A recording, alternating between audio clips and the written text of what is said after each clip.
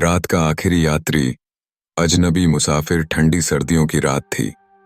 घना कोहरा पूरे रास्ते पर छाया हुआ था, जिससे सड़क मुश्किल से दिखाई दे रही थी। विनय एक प्राइवेट कंपनी में काम करता था और देर रात ऑफिस से घर लौट रहा था। उसके घर तक पहुंचने में कम से कम 2 घंटे लगने वाले थे। रास्ता सुनसान था और दूर दूर तक कोई गाड़ी नजर नहीं आ रही थी। रात के करीब 1 बजे होंगे जब उसने देखा कि सड़क किनारे एक आदमी खड़ा है। लंबा कद, दुबला पतला शरीर, सफेद कुर्ता पायजामा पहने हुए। उसका चेहरा धुंध में ठीक से नहीं दिख रहा था, लेकिन उसके हाव भाव में एक अजीब सी उदासी झलक रही थी। विनय ने गाड़ी की स्पीड कम की और खिड़की से झांक कर पूछा, आपको कहाँ जाना है? आदमी ने धीमी आवाज में कहा, बस थोड़ा आगे तक। विनय को अजीब लगा कि इतनी रात में कोई इस वीरान सड़क पर क्या कर रहा था, लेकिन उसने ज्यादा सोचा नहीं और दरवाजा खोल दिया। आदमी चुपचाप पिछली सीट पर बैठ गया। रास्ते में विनय ने बातचीत करने की कोशिश की। आप इस वक्त यहाँ क्या कर रहे थे? आदमी ने बिना आंखें मिलाए जवाब दिया, बस सफर कर रहा था। आप कहाँ रहते हैं? आदमी ने धीमे स्वर में कहा, वहीं जहां सब खो जाते हैं। विनय को उसका जवाब अजीब लगा, लेकिन उसने सोचा कि शायद आदमी किसी गहरे विचार में खोया हुआ है। उसने रेडियो चालू कर दिया, लेकिन तभी रेडियो में अजीब अजीब आवाजें आने लगीं, जैसे कोई बुदबुदा रहा हो, कोई फुसफुसा रहा हो। उसने तुरंत रेडियो बंद कर दिया। वह कुछ और पूछने ही वाला था कि अचानक उसे महसूस हुआ कि ठंड बढ़ गई है। कार के अंदर की हवा भारी और बोझिल लगने लगी। वह अचानक असहज महसूस करने लगा। उसने रियर व्यू मिरर में देखा तो पाया कि वह आदमी खिड़की से बाहर देख रहा था, लेकिन उसकी आंखों में एक खालीपन था, जैसे वह इस दुनिया का ही न हो। विनय को झुरझुरी हुई, लेकिन उसने खुद को समझाया कि यह उसका वहम है। कुछ देर बाद वह आदमी बोला, बस यहीं रोक दीजिए। विनय ने गाड़ी रोक दी।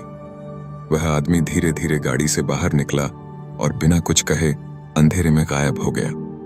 विनय ने एक लंबी सांस ली और गाड़ी आगे बढ़ा दी, लेकिन कुछ ही मिनटों बाद उसे अजीब सा एहसास हुआ, जैसे गाड़ी में अब भी कोई बैठा हो। उसने रियर व्यू मिरर में देखा और उसकी आंखें भय से चौड़ी हो गईं। वह आदमी फिर से पिछली सीट पर बैठा था, लेकिन इस बार उसका चेहरा पहले से अलग था।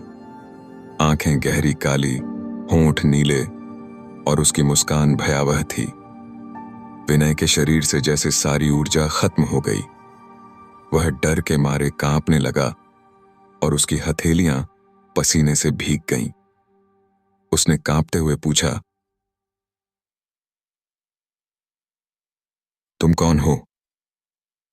आदमी की आवाज में एक भयानक गूंज थी, मैं वही हूं जो पिछले 20 सालों से इस रास्ते पर सफर कर रहा है, और आज तुम मेरे साथी बनोगे। विनय ने घबराकर गाड़ी रोक दी और तेजी से बाहर कूद गया।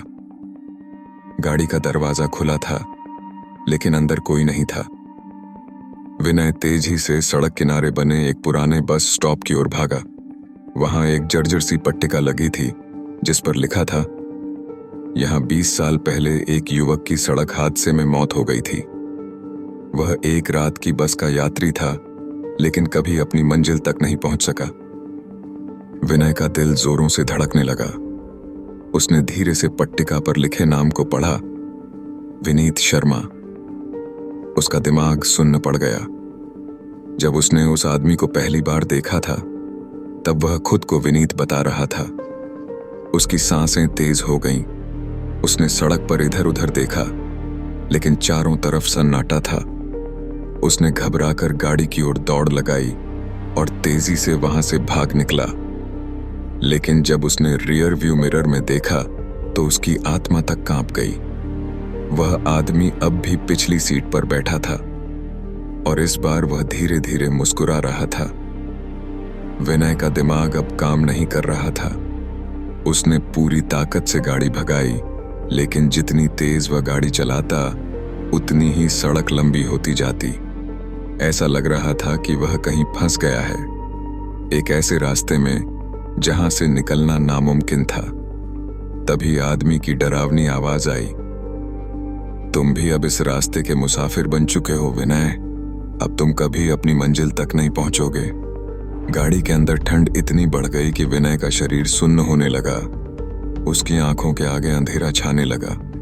और अगली सुबह जब एक ट्रक ड्राइवर उस रास्ते से गुजरा तो उसने एक सुनसान गाड़ी देखी।